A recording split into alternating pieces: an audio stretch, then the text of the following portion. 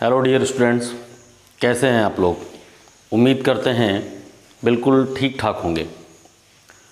जैसा कि पिछली वीडियो में हमने आपसे बोला था कि साझेदारी चैप्टर के पहले पोर्शन का स्टडी करने के बाद हम आपको 2 एक्सरसाइज देंगे, उसके बाद आपके लिए एक टेस्ट ऑर्गेनाइज किया जाएगा। उसी क्रम में आज आपकी ये दूसरी एक्सरसाइज है जिसमें 15 छोटे क्वेश्चंस को हमने यहाँ पे सबमिट किया है।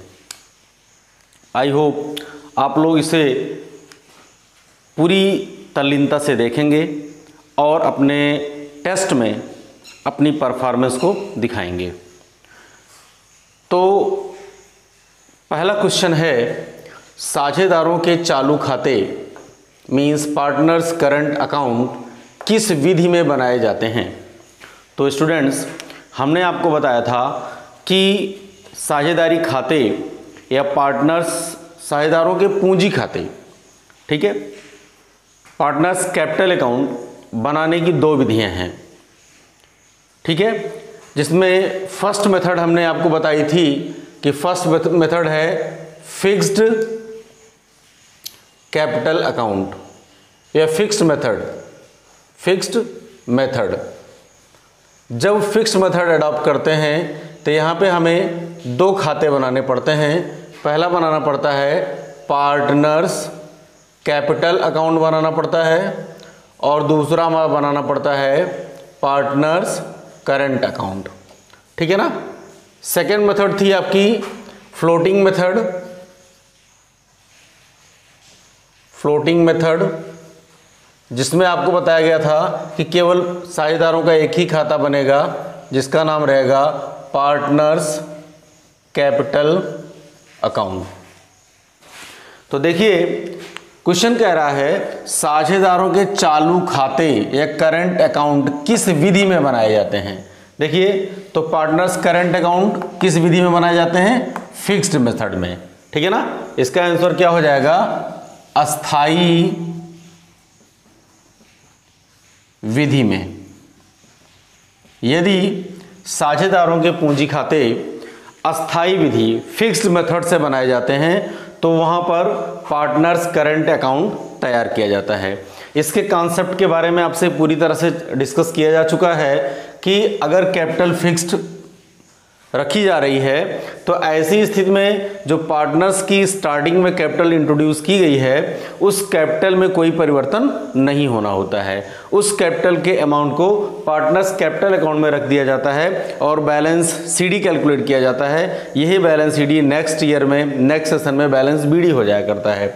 और वे सारे आइटम्स जो पार्टनर्स की कैपिटल को घटाते हैं या बढ़ाते हैं, जैसे interest on drawings, interest on capital, salary, commission ना, इस तरह के जो भी एडजस्टमेंट वाले आइटम्स होते हैं उन सबको हम कहाँ दिखा देते हैं, पार्टनर्स करंट अकाउंट में। लेकिन अगर साझेदारों के पूंजी खाते परिवर्तनशील विधि से हैं, फ्लोटिंग मेथड से हैं, तो फ्लोटिंग मेथड में हम एक ही बनाते हैं पार्टनर्स कैपिटल अकाउंट और उसमें पार्टनर्स की कैपिटल को भी शो कराते हैं और पार्टनर्स की कैपिटल को कम और ज़्यादा करने वाले जितने भी कैलकुलेशंस होते हैं उन सारे आइटम्स को भी उसी में हम प्लेस करते हैं। तो आपके क्वेश्चन का आंसर क्या हो जाएगा, अस्थाई विधि में, ठीक है। सेकंड क्वेश्चन है, किसी साझेदार को लाभ की गारंटी दी जा सकती है, ठीक है। एक वीडियो आपको दी गई थी साझेदारों को लाभ की गारंटी, ठीक है। तो यहाँ पे जो आपके ऑप्शन बन सकते हैं उन ऑप्शन में बन सकता है आपका क्या, साझेदार द्वारा गारंटी दिया जाना, फर्म द्वारा गारंटी दिया जाना, दोनों के द्वारा गारंटी दिया जाना या इनमें से किसी के द्वारा नहीं, ठीक है। इस तरह के 4 विकल्प आपको यहाँ भी मिल सकते हैं। तो अब आप देखें कि गारंटी की बात अगर की गई है तो वहाँ पे आपको दिखाया गया था कि गारंटी 2 तरह से दी जा सकती है। पहली गारंटी किसके द्वारा दी जा सकती है, फर्म के द्वारा, और दूसरी गारंटी किसके द्वारा दी जा सकती है, किसी साझेदार द्वारा। चूंकि फर्म द्वारा भी गारंटी दी जा सकती है और किसी साझेदार द्वारा भी गारंटी दी जा सकती है, इसलिए इसका जो आंसर होगा वो हो जाएगा दोनों के द्वारा। ऑप्शन में आपको जहां पे साझेदार एवं फर्म दोनों के द्वारा विकल्प होगा उसे आप अपना इसमें टिक करेंगे, ये वाला आपका आंसर सही हो जाएगा। सॉरी, ये केवल ए नहीं, दोनों, ठीक है। सपोज दैट ये सी विकल्प है दोनों के द्वारा, तो वहां पे ये दोनों के द्वारा ही सही माना जाएगा, ठीक है। कि किसी भी साझेदार को फर्म में प्रवेश करने पर जो लाभ की गारंटी दी जा सकती है वो या तो फर्म के द्वारा गारंटी दी जा सकती है या किसी एक साझेदार के द्वारा गारंटी दी जा सकती है, ठीक है ना। तो दोनों ही स्थितियां वहां पे एप्लीकेबल होती हैं, इसलिए हमारा आंसर क्या हो जाएगा, दोनों के द्वारा, ठीक है। नेक्स्ट क्वेश्चन है, फर्म में अधिकतम साझेदारों की संख्या का वर्णन है, ठीक है ना।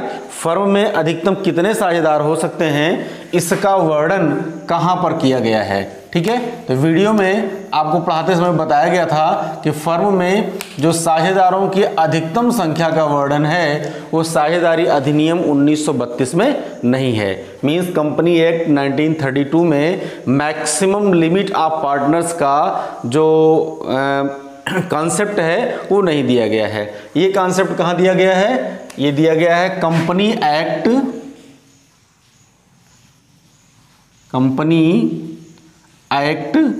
2013 में। इसके बारे में वीडियो में आपसे डिस्कस किया गया है।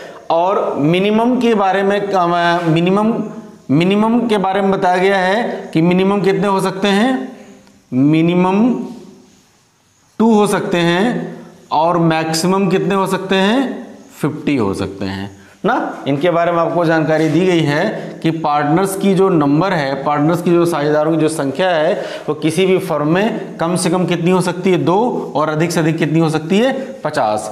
कम से कम 2 के बारे में वर्णन partnership act, Indian partnership act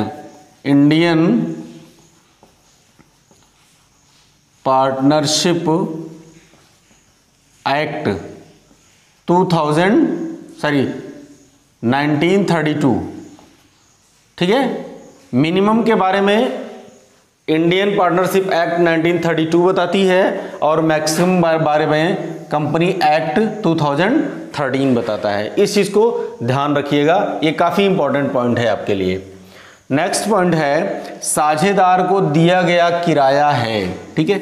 इसके बारे में भी वीडियो में आपसे डिस्कस किया गया था कि साझेदारों को अगर किराया दिया जा रहा है, ठीक है, तो ये साझेदारों को दिया जाने वाला किराया क्या है, तो वहां पे विकल्पों में आपको एक विकल्प मिलेगा लाभ पर प्रभार, यही वाला विकल्प आपका सही होगा, ठीक है ना। क्योंकि ये प्रॉफिट पर क्या एक चार्ज के रूप में होता है साझेदारों को दिया गया किराया, ठीक है। इसके बारे में भी वीडियो में आपसे डिस्कस किया जा चुका है। नेक्स्ट पॉइंट है, साझेदार का फर्म से संबंध है, ठीक है। देखिए साझेदार और फर्म, ठीक है, में आपसे डिस्कस किया गया था कि मालिक और एजेंट का संबंध होता है, ठीक है। वही एजेंट मालिक भी होता है, वही साझेदार एजेंट भी होता है, वही साझेदार मालिक भी होता है। इसको हम एक कॉन्सेप्ट से समझ सकते हैं। सपोज दैट एक फर्म है, उसमें 3 साझेदार हैं, ए, बी और सी, ये 3 साझेदार हैं। तो ऐसी स्थिति में देखिए अगर ए को मान लिया जाए, ठीक है ना, ए एजेंट है, ठीक, तो बी और सी क्या है, ओनर है, ठीक है ना। अगर बी को एजेंट मान लिया जाएगा तो ए और सी क्या है, ओनर बन जा रहे हैं, ठीक है ना। सी को अगर एजेंट मान लिया जा रहा है तो ए और बी ओनर की स्थिति में है। मींस वही साझेदार एक बार फर्म के रूप में ओनर है, ठीक है ना, और दूसरा मींस अगर ये सम्मिलित रूप में है तो ये कहलाते हैं फर्म, ठीक है ना, और इंडिविजुअली ये क्या कहलाते हैं, एजेंट कहलाते हैं या साझेदार कहलाते हैं, ठीक है ना। दोनों स्थितियां होती हैं। तो साझेदार का फर्म से, फर्म ये हो गई और ये हो गए पार्टनर, इनके बीच में जो रिलेशन है वो क्या है, रिलेशन कहलाएगा एजेंट का, ठीक है ना। एजेंट मीन्स प्रतिनिधि, हिंदी इसकी होती है प्रतिनिधि। फर्म और साझेदार के बीच में एजेंट या प्रतिनिधि का संबंध होता है। तो अपने विकल्प में आप एजेंट या प्रतिनिधि को सर्च आउट करेंगे, ठीक है, वही आपका आंसर सही होगा। नेक्स्ट पोर्शन है आपका, अगला क्वेश्चन है, साझेदार को वितरण योग्य लाभ हानि का निर्धारण किया जाता है, ठीक है ना। अब यहां पे आपको बताना है खाते के बारे में, किस खाते में साझेदारों के वितरण योग्य लाभ और हानि का निर्धारण किया जाता है, ठीक है। तो पिछली वीडियो में आपको बताया गया था कि इसका निर्धारण किया जाता है profit and loss appropriation account, profit and loss appropriation account, लाभ हानि नियोजन या विनियोजन खाते में, ठीक है ना। यहीं पे कैलकुलेट करने के बाद जो बैलेंस आता है, ठीक है, वो प्रॉफिट के रूप में होता है या लॉस के रूप में होता है, और उसे ही पार्टनर्स कैपिटल अकाउंट में ट्रांसफर यहीं से किया जाता है, उनके प्रॉफिट शेयरिंग रेशियो में डिवाइड करके भेजा जाता है। नेक्स्ट, आहरण पर ब्याज है। देखिए ये क्वेश्चन थोड़ा सा इनकम्प्लीट सा है।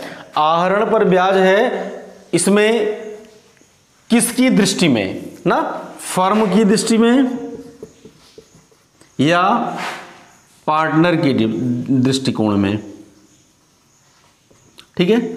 अगर आहरण पर ब्याज की बात करें फर्म की दृष्टिकोण में, तो फर्म की दृष्टिकोण में साझेदार ने जो आहरण किया उस पर ब्याज देगा, इंटरेस्ट मिलेगा। तो इंटरेस्ट ऑन ड्राइंग्स जो है, आहरण पर ब्याज मीन्स इंटरेस्ट ऑन ड्राइंग्स जो है, वो फर्म के लिए क्या है, इनकम है, फर्म के लिए क्या है, इनकम है, ठीक है ना। और पार्टनर के लिए क्या है, ये एक हिसाब से एक्सपेंस है या इसे आप लॉस मान सकते हैं, ठीक है ना। ये इसकी कैपिटल को कम कर देगा, क्योंकि आहरण पर जब ब्याज लगाएगी फर्म तो उसकी कैपिटल से क्या होगा, ये माइनस हो जाएगा, लेकिन फर्म को क्या हो रहा है, इनकम हो रहा है, इसलिए आहरण पर ब्याज है ना। तो अगर फर्म के बारे में दिया है तो इनकम लिखेंगे, पार्टनर के बारे में दिया है तो आप एक्सपेंस या लॉस अगर दिया गया है तो लिखेंगे आप। नेक्स्ट है, साझेदारों के चालू खाते का शेष हो सकता है। देखिए अभी भी ऊपर डिस्कस किया गया था पार्टनर्स करंट अकाउंट, ठीक है।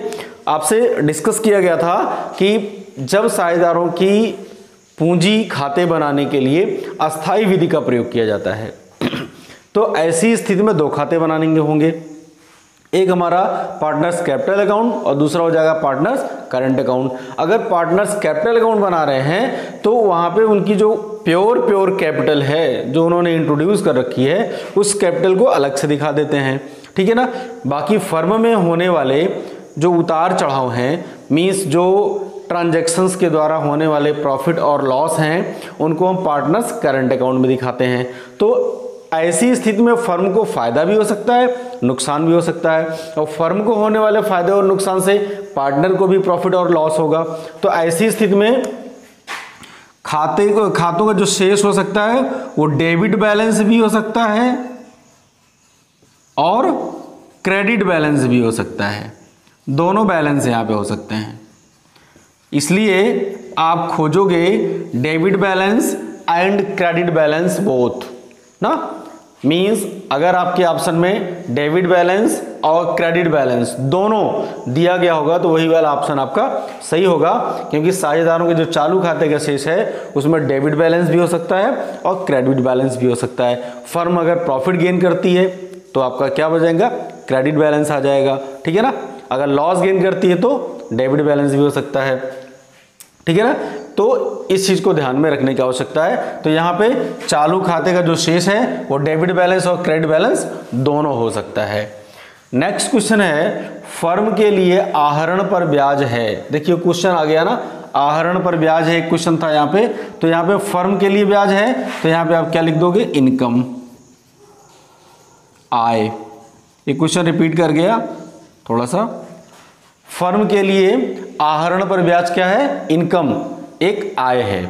फिर आहरण पर ब्याज का लेखा किया जाता है, ठीक है ना।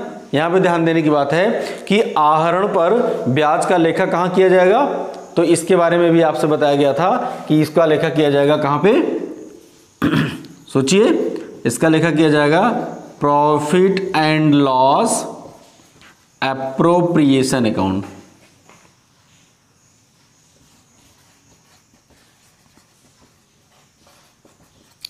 पहली बार कहाँ जाएगा ये, profit and loss appropriation account में, और दोबारा ये कहाँ जाएगा, पार्टनर्स कैपिटल अकाउंट में भी जाएगा। ठीक है ना।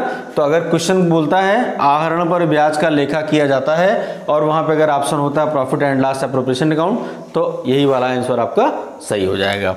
ठीक है। नेक्स्ट क्वेश्चन की बात करें तो पूंजी पर ब्याज, वेतन व कमीशन है। बढ़िया क्वेश्चन है कि पूंजी पर ब्याज, वेतन व कमीशन है। पिछली वीडियो में इसके बारे में आपसे बताया गया था कि ये क्या है, तो वहां पे आपको बताया गया था ये क्या है, लाभ का नियोजन। इसे क्या बोलते हैं, लाभ का नियोजन। और लाभ का नियोजन होने के कारण इसे कहां दिखाते हैं, profit and loss appropriation account में दिखाते हैं। कहां दिखाते हैं, profit and loss appropriation account में। तो क्वेश्चन अगर देता है कि पूंजी पर ब्याज, वेतन व कमीशन है, ठीक है ना, ये किस तरह की मद है, तो आप बताएंगे ये लाभों पर नियोजन है या लाभों का नियोजन है। ठीक है। नेक्स्ट क्वेश्चन है साझेदारों के स्वयं की लापरवाही के कारण हुई हानि की भरपाई करना है। मींस अगर कोई साझेदार फर्म के कार्यों में लापरवाही करता है ना, या उसके द्वारा किए गए आचरण के कारण फर्म को कुछ नुकसान हो जाता है, तो ऐसी स्थिति में यह आवश्यकता है कि जितना भी नुकसान हुआ है फर्म को, उसकी भरपाई वो स्वयं साझेदार फर्म को करे ना। तो ऐसी स्थिति फर्म के लिए साझेदारों का क्या है मतलब उनका अधिकार है या कर्तव्य है, क्योंकि आपको वीडियो में साझेदारों के अधिकार और कर्तव्य के बारे में भी बताया गया था। क्वेश्चन वहां से भी बनता है। तो यहाँ पे साझेदारों के स्वयं की लापरवाही के कारण हुई हानि की भरपाई करना साझेदारों का क्या है, तो यहाँ पे आंसर हो जाएगा कर्तव्य। क्या है, कर्तव्य। ठीक है ना। जो भी नुकसान हो रहा है, सपोज दैट हम साझेदार हैं, हमारे द्वारा फर्म को कुछ नुकसान हो गया, तो हमारा यह कर्तव्य है कि हम उस नुकसान की भरपाई करें। नेक्स्ट है दिए गए ऋण पर 6% ब्याज पाना है। आपसे बताया गया था कि अगर साझेदारी संलेख का अभाव है ना, और किसी साझेदार ने फर्म को ऋण दे रखा है, ठीक है, तो ऐसी स्थिति में उसे जो उसका जो रेट ऑफ इंटरेस्ट होगा वो होगा 6% एनुअल होगा। ठीक है ना। लेकिन अगर इसकी बात करें ये क्या है, अधिकार है या कर्तव्य है, तो यहाँ पे इसका जो आंसर हो जाएगा आपका वो क्या है, अधिकार ना। उसका अधिकार है कि वो फर्म को दिए गए ऋणों पर 6% ब्याज प्राप्त करे, अगर साझेदारी संलेख का अभाव है तो भी। नेक्स्ट पॉइंट, साझेदार द्वारा अपने हित का हस्तांतरण ना करना है ना। कोई भी साझेदार है, उस साझेदार को यह चाहिए कि साझेदारी के नियमों का पालन करे, और साझेदारी के नियम बताते हैं कि कोई भी साझेदार अपने हित का हस्तांतरण तब तक नहीं कर सकता जब तक सभी साझेदारों की सहमति ना हो। ठीक है ना। अगर साझेदारों की सहमति नहीं है तो अपने हित का हस्तांतरण कर ही नहीं सकता है, लेकिन अगर साझेदारों की सहमति है, अन्य साझेदारों की सहमति है, तो वहां पे हित का हस्तांतरण संभव है। और अगर हस्तांतरण के बारे में यह कहा जाए कि साझेदार द्वारा अपने हित का हस्तांतरण न करना है, न करना क्या है, उसका कर्तव्य है। ठीक है। क्योंकि अगर उसकी जगह कोई दूसरा व्यक्ति फर्म में आया तो फर्म के साथ अच्छा भी कर सकता है, बुरा भी कर सकता है, इसलिए इसका यह कर्तव्य है कि यह फर्म को, किसी फर्म में अपने हित को किसी दूसरे व्यक्ति को हस्तांतरित ना करे। ठीक है। और इस सीरीज का लास्ट क्वेश्चन है, यदि आहरण की समान राशि प्रत्येक माह के मध्य में की गई हो तो गणना की अवधि होगी। यहाँ पे इंटरेस्ट ऑन ड्राइंग्स के बारे में वीडियो में आपको विस्तृत तरीके से बताया गया था कि अगर आहरण प्रत्येक माह की पहली तारीख को किया जाए, फिर यदि आहरण प्रत्येक माह के मध्य में किया जाए, यदि आहरण प्रत्येक माह की अंतिम तारीख को किया जाए, तो वहाँ पे इंटरेस्ट ऑन ड्राइंग्स को कैलकुलेट करने के लिए जो टाइम पीरियड होता है उसको हम कैसे लेंगे। ठीक है ना। तो अगर हमने आपसे बताया था कि अगर ड्राइंग्स मंथ की फर्स्ट डेट को किया जा रहा है, तो वहां पे जो टाइम पीरियड हो जाएगा वो क्या हो जाएगा, 6.5। ठीक है ना, 6.5। और अगर वो मिडिल में आ रहा है तो वहां पे हमने आपको बताया था कि 5 मंथ्स। ठीक है ना। और अगर वो सॉरी अगर मिडिल में आ रहा है तो वहां पे हमने आपको बताया था 6 मंथ, और अगर वो लास्ट में आ रहा है, ठीक है ना, तो हो जाएगा 5.5 मंथ, इस तरह से। तो यहां पे आपसे कौन सा पूछ रहा है, ये मिडिल वाला पूछ रहा है ना। तो ऐसी स्थिति में 6 मंथ्स टाइम पीरियड हमारा क्या हो जाएगा, गणना की जो अवधि होगी, अवधि कितनी हो जाएगी, वो होगी 6 मंथ्स, ठीक है ना। तो इस तरह से इस वीडियो में आपसे हमने 15 क्वेश्चंस पे डिस्कस किया। उम्मीद करते हैं कि ये सारे क्वेश्चंस आपको बिल्कुल कॉन्सेप्ट, इन सारे क्वेश्चंस पे आपका कॉन्सेप्ट बिल्कुल क्लियर हो चुका होगा। और इसके बाद अब आपको एक टेस्ट गूगल फॉर्म के माध्यम से देना होगा, ठीक है। आप उसकी तैयारी करें, जल्दी ही आपको उसके बारे में सूचित किया जाएगा। धन्यवाद।